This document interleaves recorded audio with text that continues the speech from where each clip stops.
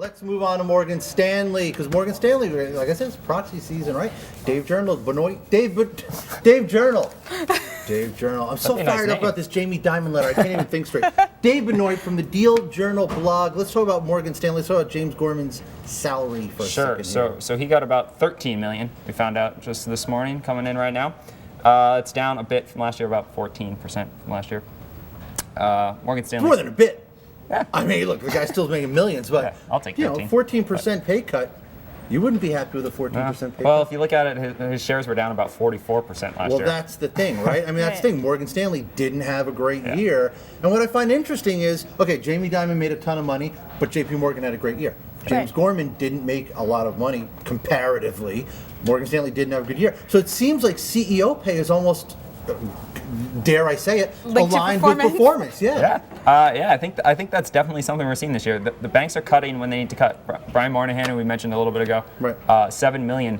Not a lot of money for the second biggest bank in the country. Right. That's comparatively, obviously. Comparatively, we're not talking about comparing to us. Yeah. The Harvard Business Review has a new study out this week about how CEO pay cuts actually do potentially encourage CEOs to perform better.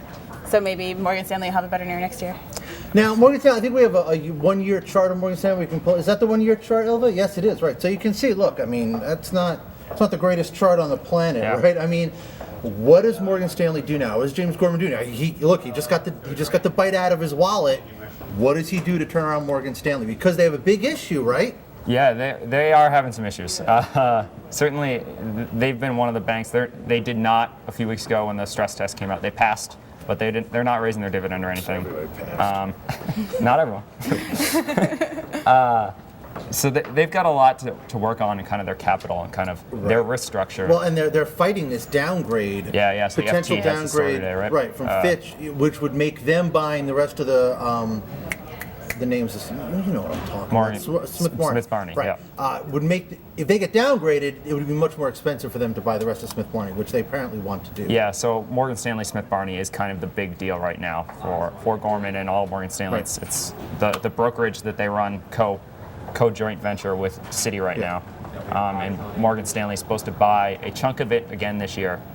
But there's lots of talk, and they've apparently discussed it a little bit on buying the whole thing, just taking it right now. They've already put the assets on their books, essentially, or the money for the assets. Right. So it's going to be an interesting question to see if he can go through with that, and a downgrade would make it more expensive. Right, because if they get downgraded, they have to issue debt, it's more expensive to issue the debt, and the whole thing just becomes a more costly proposition. Right, and they were already downgraded last year with everyone else. But